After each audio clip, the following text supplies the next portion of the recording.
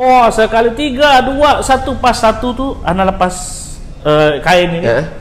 Langsung lempar itu tuh, kuas tuh lempar pap pas 1. Habis. Oh, tepuk tangan lah.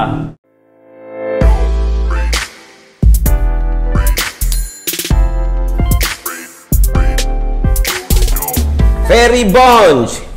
Ini adalah orang yang udah lama pengen saya wawancarai seputar dunia perkepsteran, seputar dunia barber. Tapi hari ini baru ini kesempatan saya untuk bisa berbicara. Kita bisa diam nggak?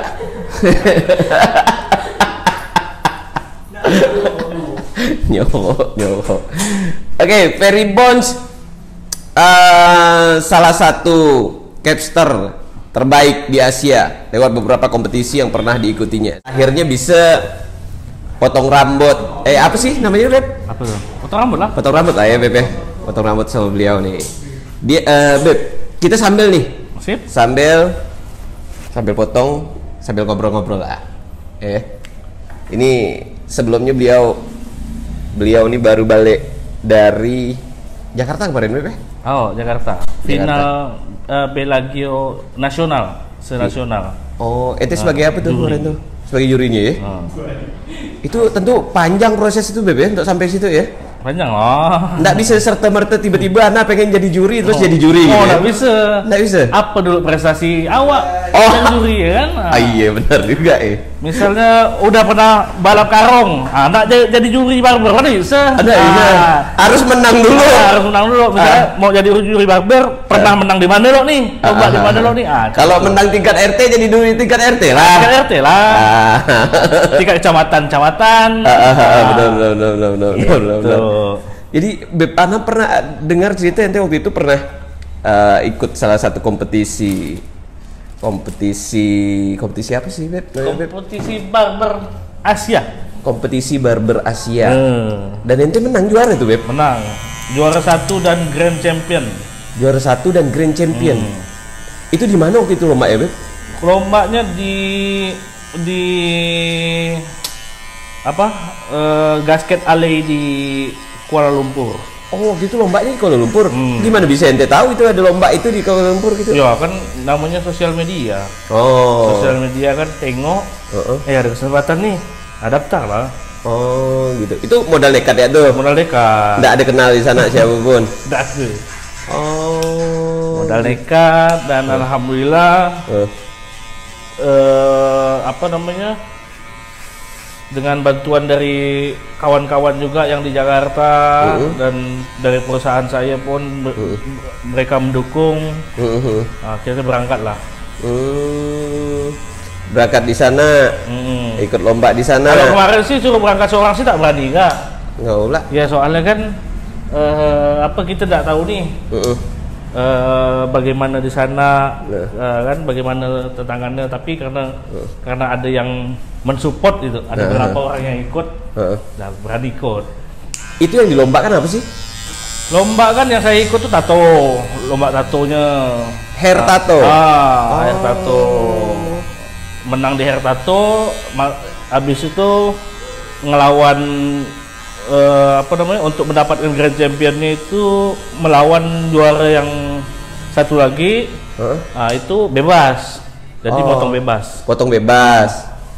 Yang paling tentu yang paling bergengsi hair tato dong kali ya. Ya, yang hair tato itu sebenarnya yang diperebutkan orang yang Grand Championnya lah. Yang Grand Championnya itu kan mendapatkan 15.000 ringgit dan perjalanan ke Inggris. Itu yang diperebutkan orang tuh. Itu diikuti berapa negara tuh, Beb? Gitu, Beb? Lumayan banyak kemarin, dari Hong Kong, dari Thailand, dari mana-mana kemarin tuh. Banyak sih. Terus ente menyisihkan berapa orang tuh? Karena kita kan awalnya kita tuh lombanya via email. Oke. Lombanya via email, jadi gimana motong rambut via email? Hasil karya kita nih. Itu kita kirim ke email. Kita upload. Kita kirim ke email, nanti dari sana juri itulah seleksi lah. Oh, seleksi akhirnya dipilihlah 10 yang terbaik. Oh gitu. Jadi hasil potongan kita di tempat kita nih, gitu kan, yang dari hair tattoo-nya, dari potong bebasnya, apa segala macam, itu dikirim ke panitia yang ada di Kuala Lumpur.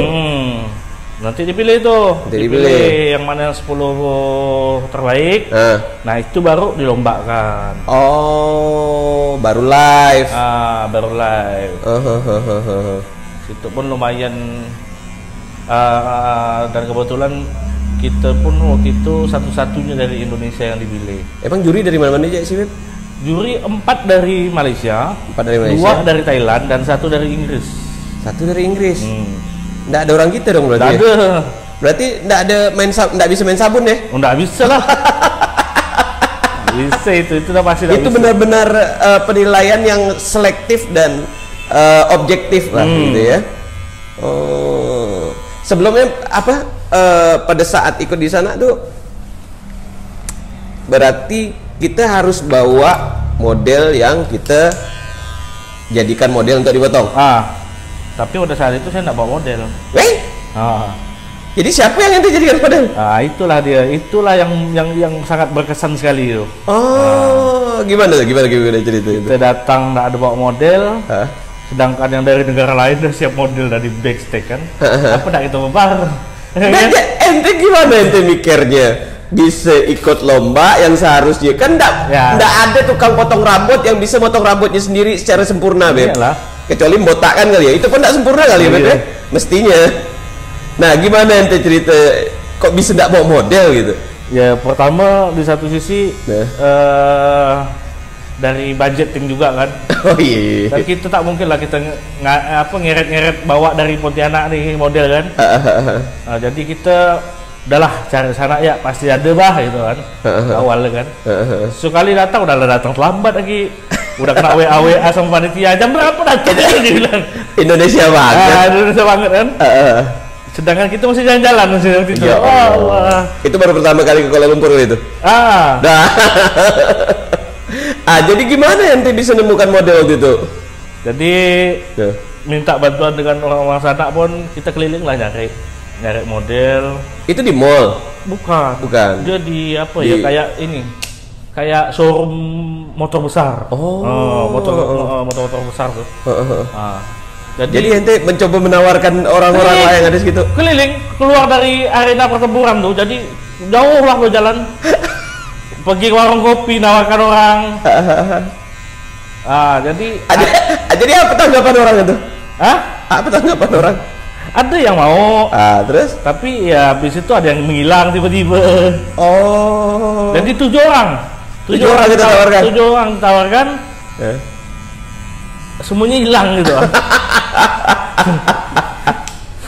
7 orang ditawarkan, 7 hilang. Enggak, karena awalnya ada yang bilang, oh bolehlah katanya. Sekali ujung udah sampai ke tempat acara, dia dengar tato.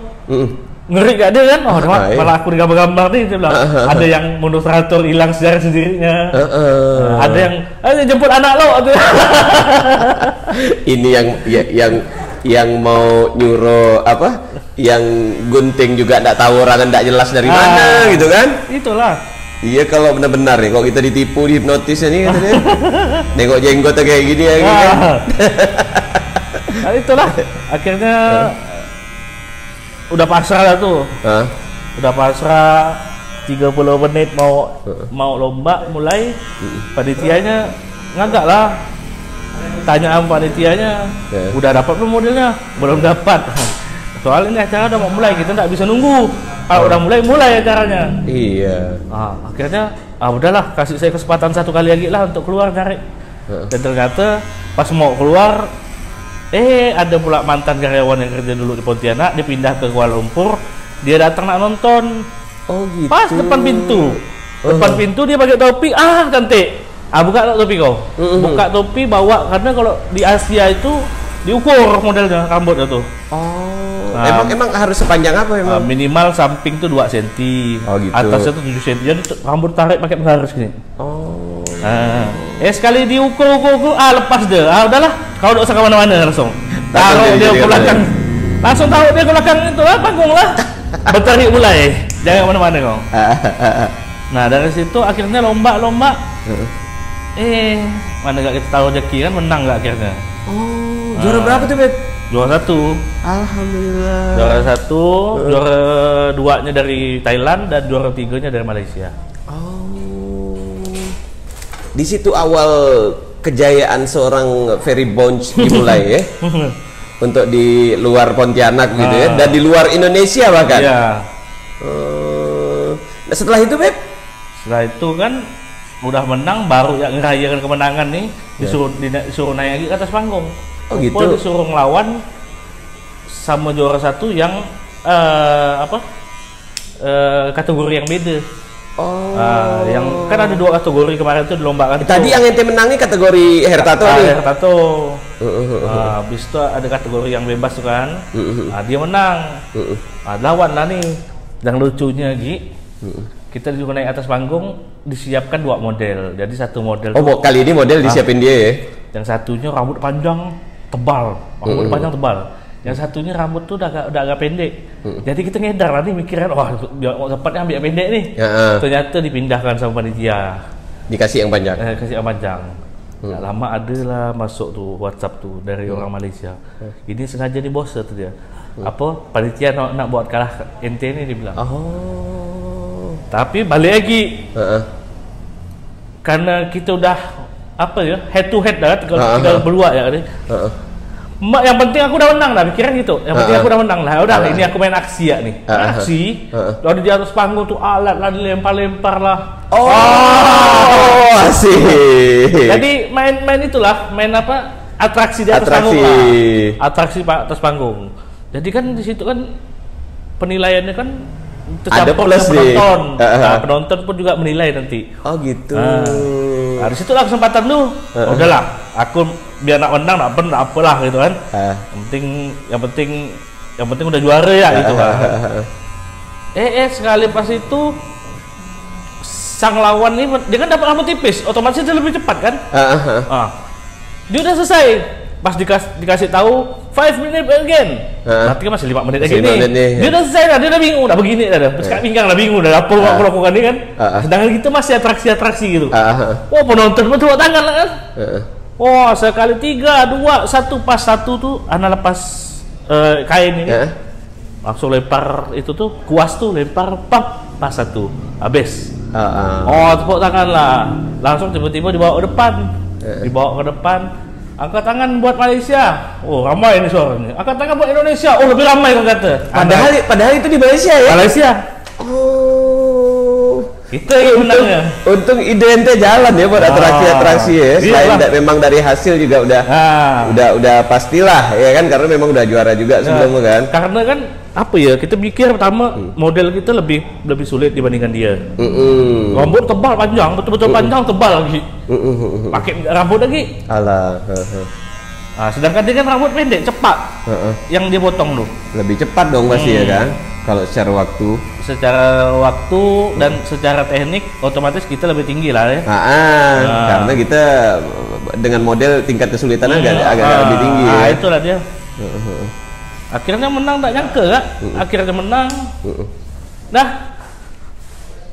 Beb, ente kan ahli juga nih kan, bukan ahli juga, memang udah ahli di bidang Hertato gitu. Nah itu kalau biasanya kalau Hertato kalau ngelihat bagusnya itu biasanya dari apanya sih Beb?